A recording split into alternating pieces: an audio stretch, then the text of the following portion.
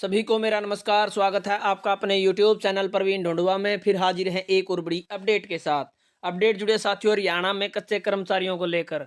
आप सभी को बता दें साथियों, जो लगातार ग्रुप डी के जो कॉमन कैडर के पक्के कर्मचारी आए थे, उनके बाद से हरियाणा में विभिन्न विभागों द्वारा कच्चे कर्मचारियों को नौकरी से निकाला जा रहा है और रिलीविंग लेटर आप सभी देख पा रहे हैं।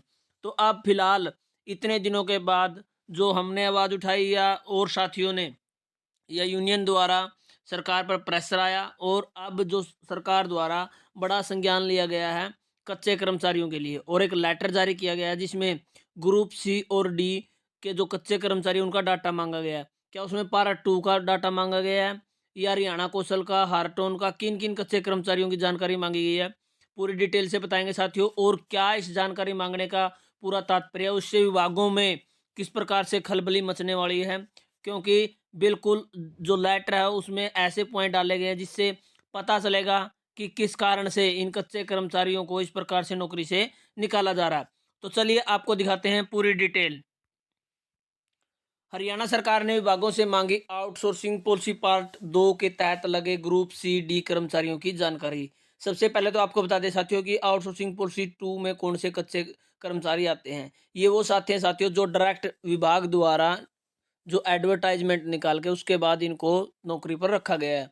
यानी ये न किसी ठेकेदार के माध्यम से, न हरियाणा कौशल रोजगार निगम के माध्यम से है। कुछ साथी तो पोर्ट हो चुके हैं, लेकिन मैक्सिमम ये साथी इसी प्रकार से जो सैंक्शन पोस्टों के अगेंस्ट लगे हुए हैं, यानी ये उन पोस्टों पर काम कर रहे हैं जो जहां पर कोई भी पक्का कर्मचारी कभी भी आ सकता है। ऐसी पोस्ट, सैंक्शन पोस्ट उसी को बोलते हैं। और उसी के जो अगेंस्ट ये साथी लगाए गए, ये पारा टू साथी हैं, इनकी जानकारी सरकार द्वारा मांगी है, चाहे वो ग्रुप सी हो या डी हो। पूछा कितने हटाए, कितने जॉब सिक्योरिटी एक्ट में कवर होते हैं। रेगुलर नियुक्तियां होने से हटने लगे हैं अस्थायी कर्मचारी। तो इस प्रकार से साथियों जो दैनिक सवेरा के संपादक हैं डॉक्टर सुरेंद्र दीवान जी, वो लगातार, आप सभी को पता, मैं हर वीडियो में कहता हूँ, आपकी हर छोटी से बड़ी अपडेट को अखबार में छापते हैं और इन्हीं का आपको ये नतीजा है कि इस प्रकार से बार बार कच्चे कर्मचारियों की जो आज आवाज बुलंद हुई है। हरियाणा सरकार ने सभी बोर्डों, विभागों, बोर्डों, निगमों में आउटसोर्सिंग पॉलिसी पार्ट 2 के तहत लगे ग्रुप सी और डी के कर्मचारियों की जानकारी मांगी। मुख्य सचिव ने अफसरों से पूछा है कि कितने कर्मचारी हटाए गए हैं और कितने कर्मचारी जॉब सिक्योरिटी एक्ट के तहत कवर होते हैं। उधर हरियाणा कर्मचारी चयन आयोग ने ग्रुप सी और डी के तहत जिन उम्मीदवारों का चयन किया था उनकी नियुक्ति के लिए के बाद अस्थायी तौर पर लगे जो कच्चे कर्मचारियों की छंटनी शुरू हो गई है। मुख्य सचिव ने सभी विभागों को पत्र जारी किया था कि जॉब सिक्योरिटी के तहत कवर नहीं होने वाले अस्थायी कर्मचारियों में उन्हें नियमित कर्मचारियों की नियुक्ति के बाद हटाया जाए। तो पहले लगे थे सिंचाई विभाग ने 19 बेलदार नौकरी से हटाए। सिंचाई विभाग ने लोहारू डिवीजन से 19 बेलदारों को नौकरी से हटा दिया गया है। एक साथ सभी ने के हटाए गए आदेश में संबंधित अधिकारी ने लिखा है कि मुख्य सचिव 27 दिसंबर 2024 के पत्र और जिसे सिंचाई विभाग के इंजीनियर इन चीफ कार्यालय से भेजा गया है के अनुसार ग्रुप डी के नए चयनित उम्मीदवारों की नियुक्ति के बाद हरियाणा कौशल रोजगार निगम के जरिए इस दफ्तर में लगे 19 कॉन्ट्रेक्चुअल कर्मचारियों को पहले आओ पहले जाओ, फर्स्ट इन फर्स्ट आउट के सिद्धांत अनुसार रिलीव किया जाता है। ये कर्मचारी बेलदार पद पर तैनात थे। तो इस प्रकार से साथियों जो लगातार कच्चे कर्मचारियों को नौकरी से हटाने का मामला वो चला हुआ है और उसी कड़ी में अब जो डाटा वो मांगा गया है।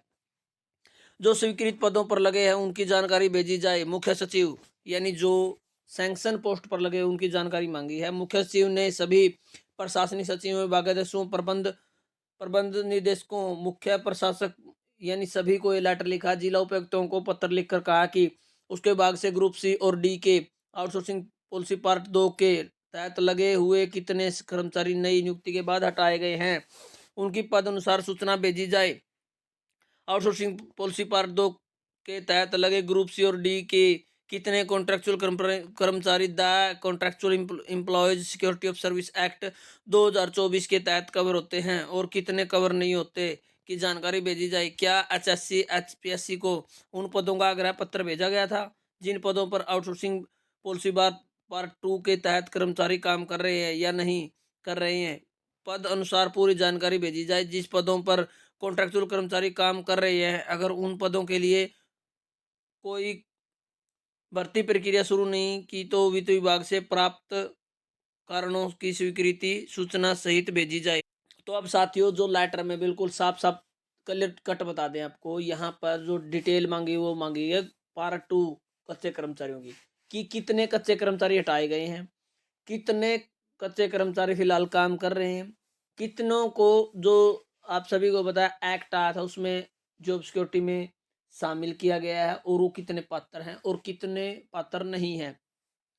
उसके अलावा जो साथी काम कर रहे हैं, क्या आप द्वारा जो उनकी डिमांड है जो पक्की भर्ती के लिए एचएससी या एचपीएससी को भेजी गई है, उसके अलावा नहीं भेजी गई है तो जो कर्मचारी काम कर रहे हैं उनकी डिटेल आप फाइनेंस डिपार्टमेंट से भेजकर अप्रूवल करवा लें, उनकी पोस्टों को सैंक्शन करवा लें।